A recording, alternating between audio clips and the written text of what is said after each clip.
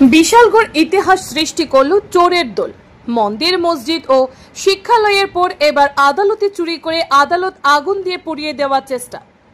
মন্দির, মসজিদ, গির্জা, বিদ্যালয় এবং থানার পর শেষ পর্যন্ত আদালতে চুরির কাণ্ড সংঘটিত করলেও চোরের দলের থেকে প্রমাণিত সবচেয়ে বেশি ক্ষমতাশালী হলো চোরের দল। পাহারাদারকে ফাঁকি দিয়ে আদালতে চোরের তাণ্ডব। বিশালগড় ইতিহাস সৃষ্টি করল চোরের দল। সোমবার গভীর রাতে বিশালগড় মহকুমা আদালতে হানা দিয়ে তছনছ করে চুরি করে পালিয়ে যেতে সক্ষম হয় চোরের দল। মোহরি অ্যাসোসিয়েশনের কক্ষে বিভিন্ন সামগ্রী নিয়ে পালিয়ে যায় চোর। প্রশ্ন উঠছে, মহকুমা আদালতে নৈশকালীন পাহারাদার থাকা সত্ত্বেও কিভাবে এই চুরির ঘটনা সংঘটিত হলো। এদিনে চোরের দল চুরির কাণ্ড সংঘটিত করার পর সম্পূর্ণ আদালত আগুন দিয়ে পুড়িয়ে দেওয়ার চেষ্টা করেন।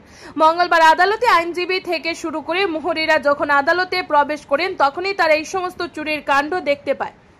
আদালতে চুরির কাণ্ড ও আগুন দিয়ে পুড়িয়ে দেওয়ার চেষ্টার ঘটনায় গোটা বিশালগড় মহকুমা জুড়ে আতঙ্ক তৈরি হয়েছে। জনসাধারণ এখন আর বোঝার বাকি নেই বর্তমানে তারা কতটুকু নিরাপদে রয়েছে। তবে এই ঘটনায় চোরের দল জানান দিতে চায়, আমাদের সাথে পাঙ্গা নেবেন না। চুরির ঘটনা সংঘটিত হলে বিশালগড় থানা পুলিশ চোরদের গ্রেফতার করে আদালতে পাঠায়। যেখানে চোরের শাস্তি ঘোষণা হয় সে জায়গাতেই চুরির কাণ্ড সংঘটিত করল চোরের দল। পুলিশকে চ্যালেঞ্জে জানিয়ে চোরের দল এই সমস্ত ঘটনার প্রতিনিয়ত বিশালগড় মহকুমা জুড়ে করে যাচ্ছে। চোরের দল এটা সঠিক বুঝতে পেরেছেন, আইন অন্ধ, আর অন্ধের সামনে চুরি করলে তাদের কিছু যায় আসে না। মঙ্গলবার সকালে আদালতে এই চুরির ঘটনা নিয়ে সংবাদ মাধ্যমে বিস্তারিত জানান বিশালগড় বার অ্যাসোসিয়েশনের সহ সভাপতি তথা আইনজীবী বাবুল দেবনাথ সহ ক্লার্ক অ্যাসোসিয়েশনের সভাপতি দীপক সাহা।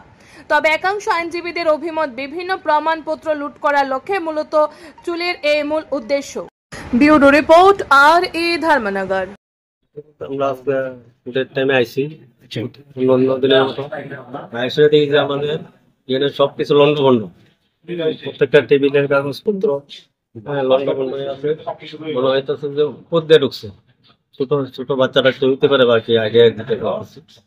সাথে আমাদের যে বান্ডারের টিন কাইটটা, টিনের যে নেটের জাল কাইটটা ভিতরে ঢুকে সে সবকিছু লন্ডভন্ড করছে। কম্পিউটার, কাগজপত্র, আমাদের ঘরের কম্পিউটার টাইপিস্ট আছে, টাইপিস্টের কম্পিউটার, যন্ত্রপাতি যা আছে সব লন্ডভন্ড করে নিচে কিনা না এলে বলতে পারতাম আমরা। এই তিন জায়গার মধ্যে দেখা যাচ্ছে ছোট ছোট কাগজ পুরানো, কি কাগজ পড়তে এখন আমরা বলতে পারছি না কি বলবো। এখন তো এখানে তো ছোট ছোট পাহারাদার আছে, পাহারাদার কি করছে তো আমরা বলতে পারছি।